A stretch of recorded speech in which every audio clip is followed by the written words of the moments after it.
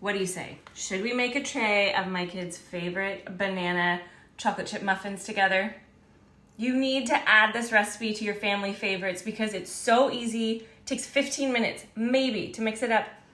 Make them for 20, or you can do a loaf and boom, you're gonna have family favorites and kids that are so happy when they come home from school.